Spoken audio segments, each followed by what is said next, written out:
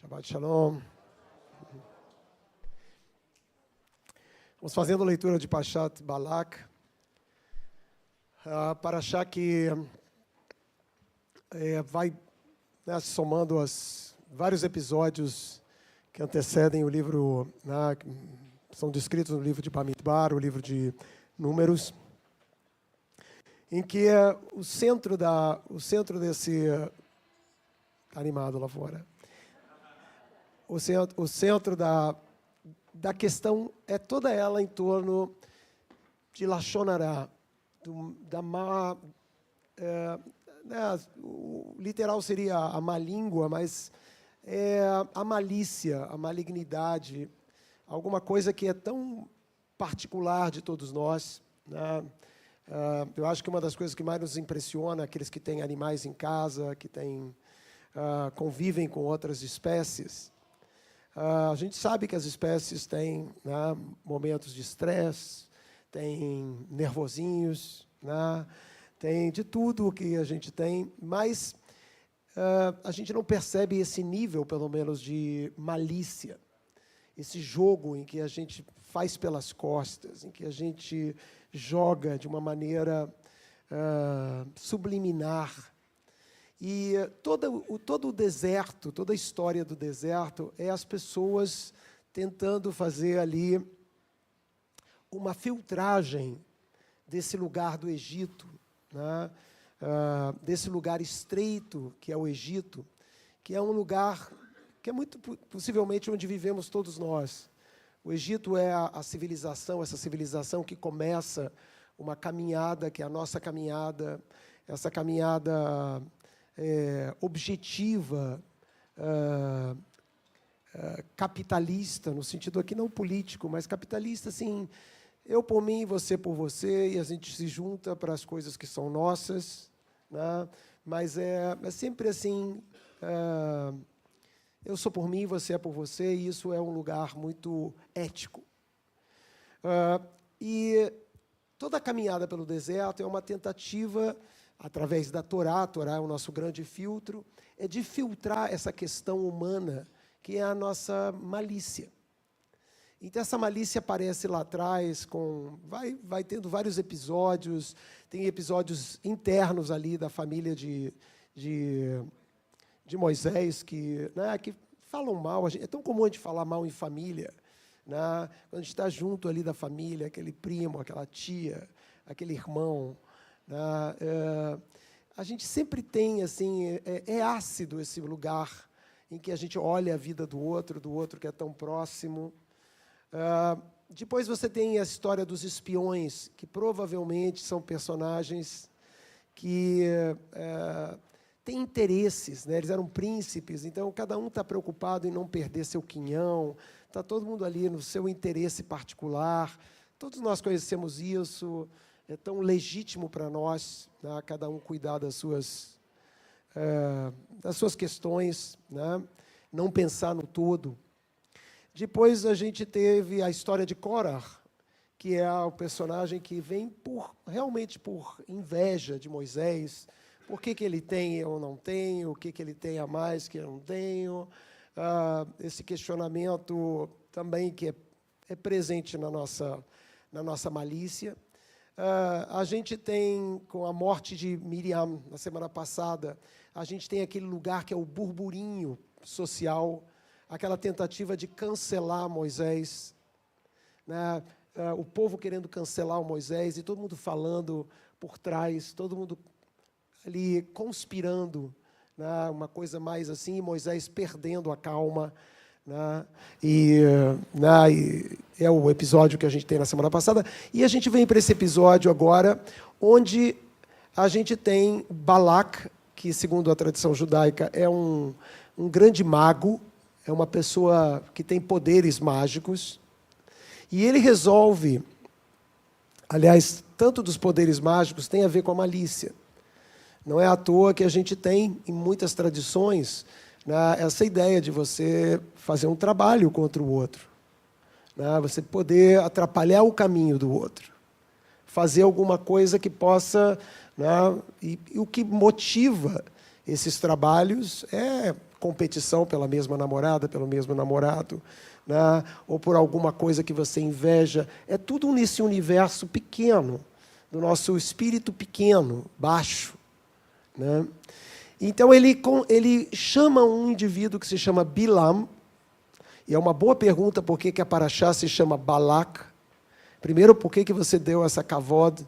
Por que você está dando tanta importância a um sujeito que não só era um inimigo, mas era do mal, né? Mal no sentido assim que era malicioso, ganha o nome da Parashá.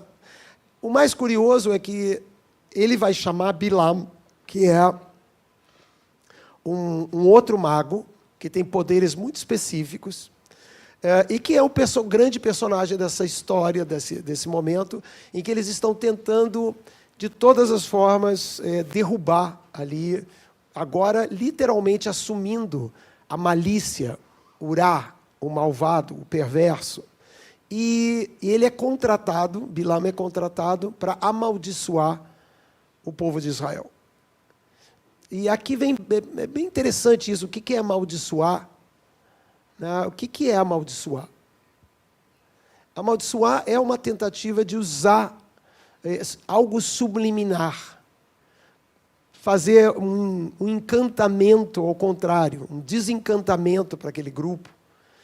E Bilam é contratado para fazer isso. Ele devia ser uma pessoa muito famosa, porque no Midrash ele já tinha sido contratado em outros momentos. Esses personagens, eles são contratados, né? Tem muita demanda, tem muita procura. Acho que ele deixava nos postes aqueles postes assim, resolvam qualquer problema, né? Achar a amada ou então se livrar da inimiga, da competidora. Então ele busca Bilam. Mas é muito curioso que a Torá apresenta Bilam com poderes. Ela não questiona, assim, dizendo que não, ele era não era um charlatão. E diz duas coisas. Ele, Roé et Elohim, ele vê a Deus. E uma das perguntas dos rabinos, como ele vê Deus? E como ele vê Deus e continua mal? Essa é uma boa pergunta, né? Quando você vê Deus, deveria ter um impacto em você isso. Né? Você deveria fazer uma tchuvá, assim, deveria ser alguma coisa que te impactasse. Então, ele vê Deus. Mas, mais do que isso, Yodeadat Elion, ele sabe o clima, o mood do que acontece lá nas esferas superiores. E os rabinos tentam explicar assim, o que era isso que ele sabia fazer. E ele sabia exatamente quando a maré estava para uma coisa, para coisa boa, ou quando a maré estava para coisa ruim.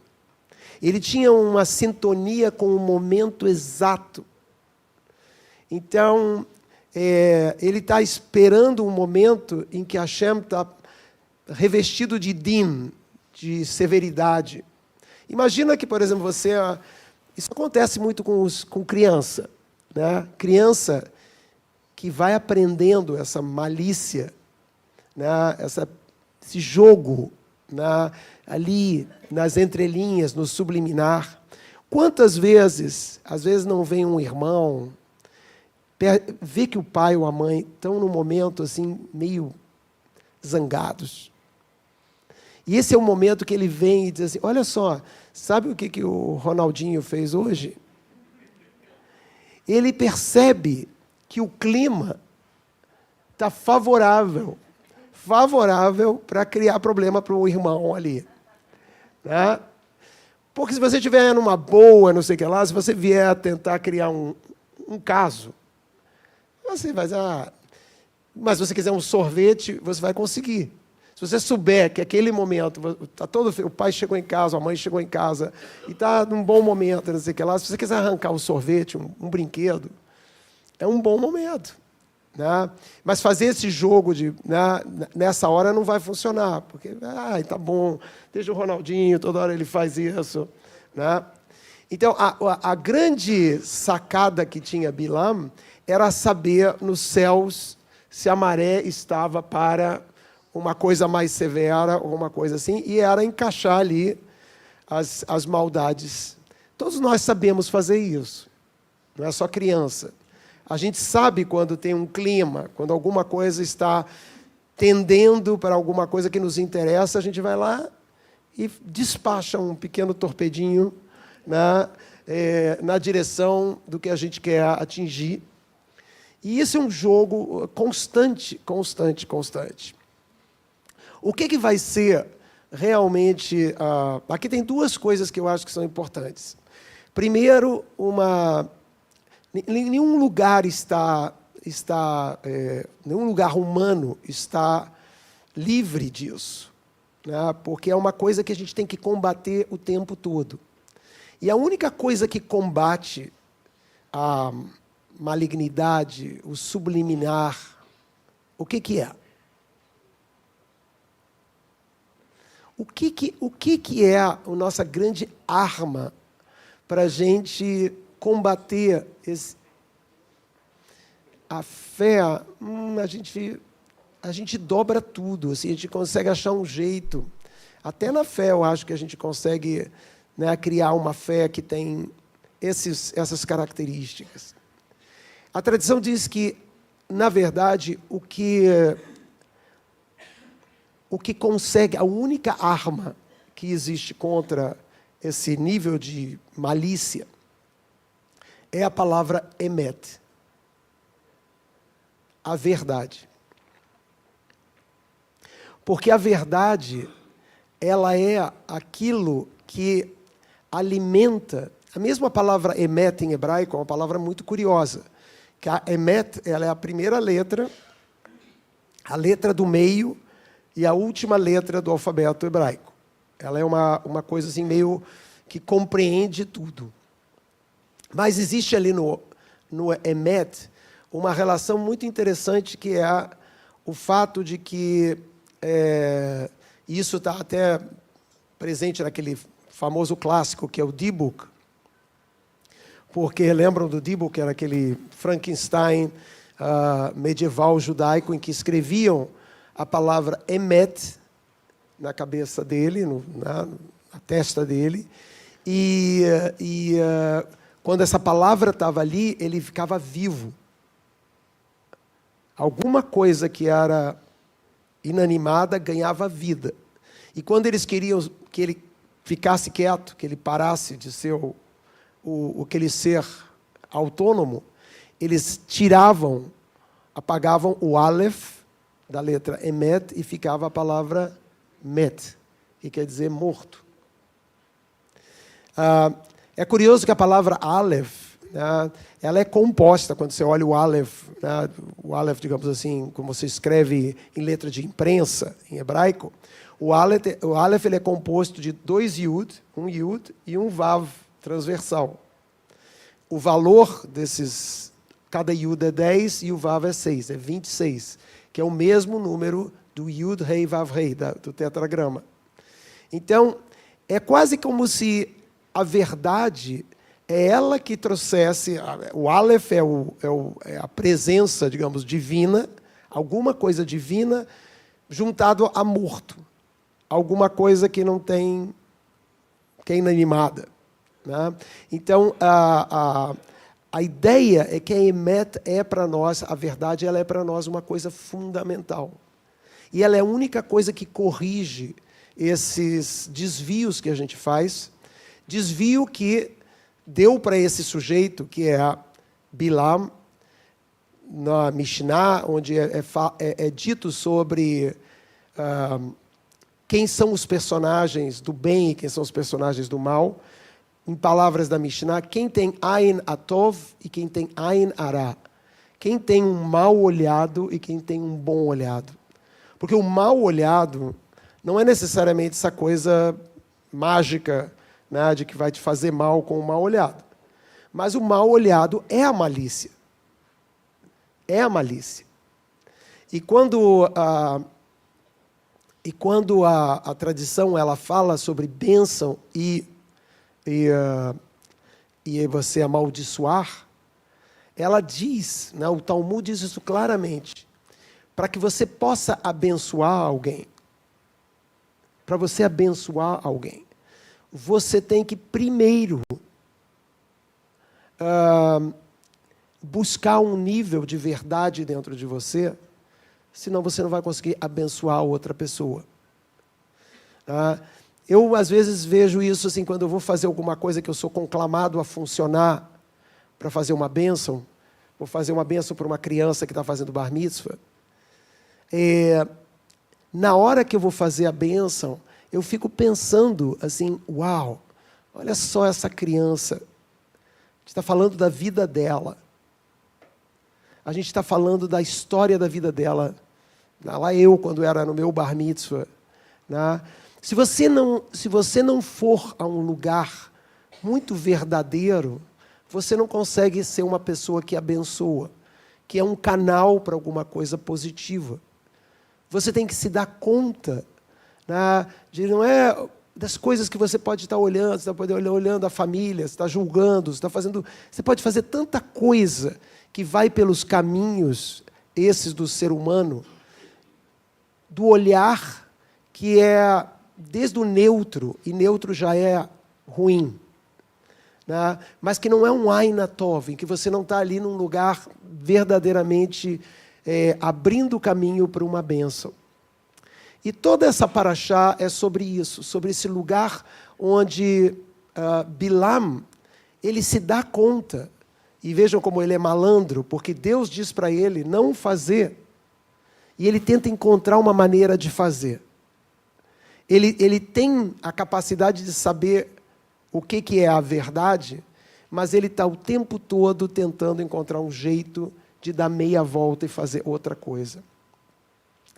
E eu acho que o mal olhado, ele para nós, hoje que a gente experimenta, eu acho que esse nosso momento judaico no mundo, em que a gente está um pouco perplexo com o retorno do que a gente está chamando de antissemitismo, e as pessoas rejeitam e dizem, não, isso não é antissemitismo, é minha opinião, é minha crítica.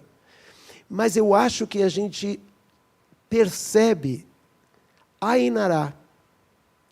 E, para mim, a melhor definição de antissemitismo, quando é verdadeiro o antissemitismo, quando não é, às vezes, a nossa paranoia, porque a gente tem até muito boa razão para sermos paranoicos, mas quando a gente percebe o antissemitismo, a raiz do antissemitismo é um mal olhado. É uma sensação maliciosa. E está tão conectado a mudar a verdade, de criar alguma coisa fake, de acrescentar algum vírusinho ali que modifica uma situação por intenção, por má intenção, por mal olhado.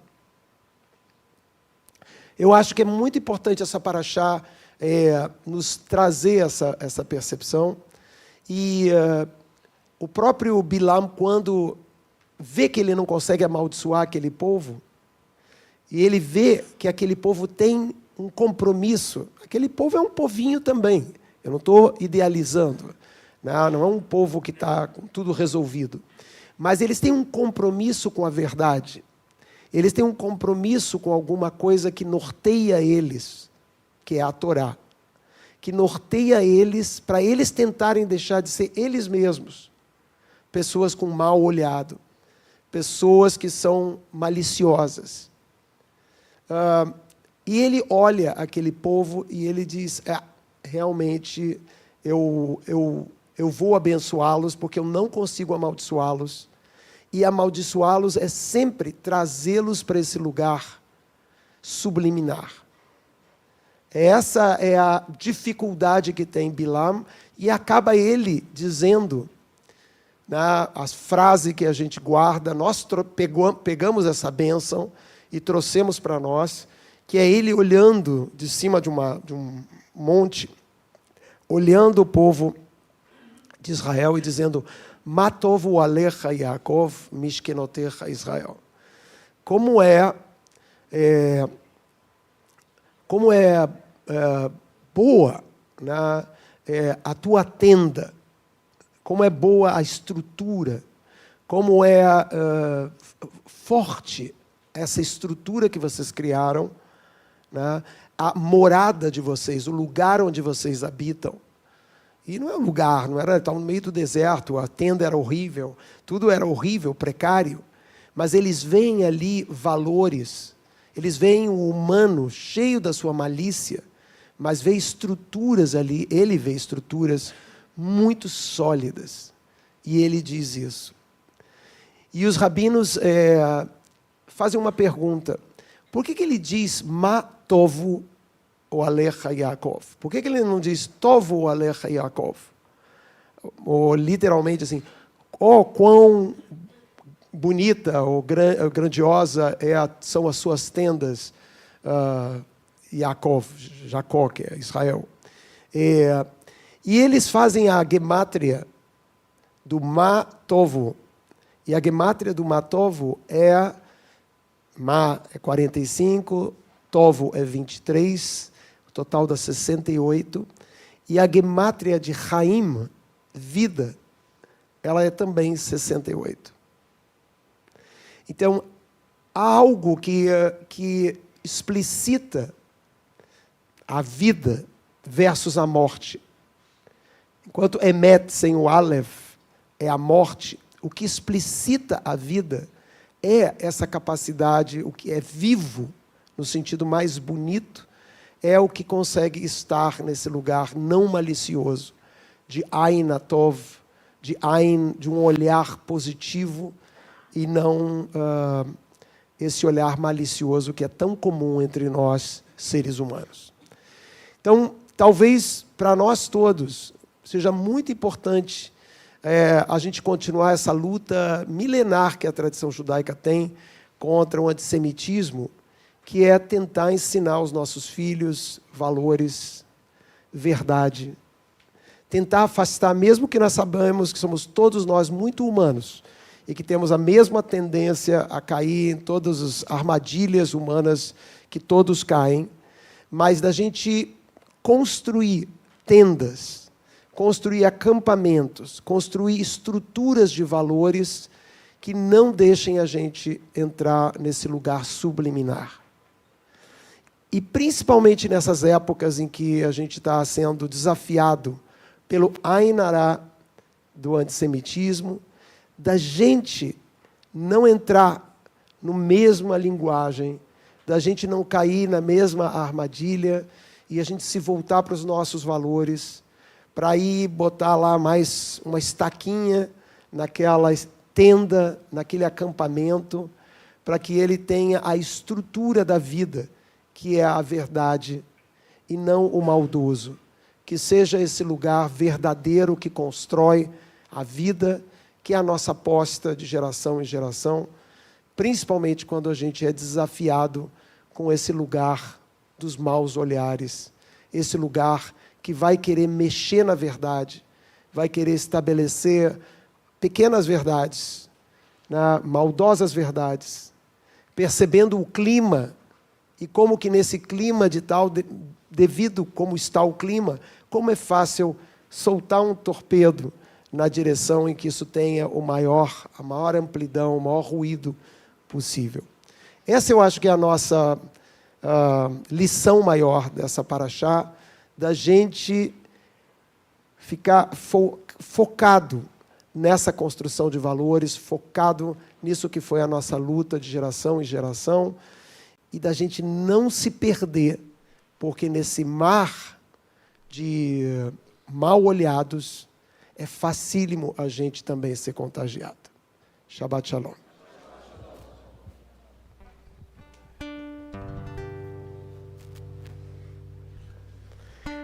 Aleinu leshabeach, ladon hakol, latet gedulam, ליוצר וראשית שלו.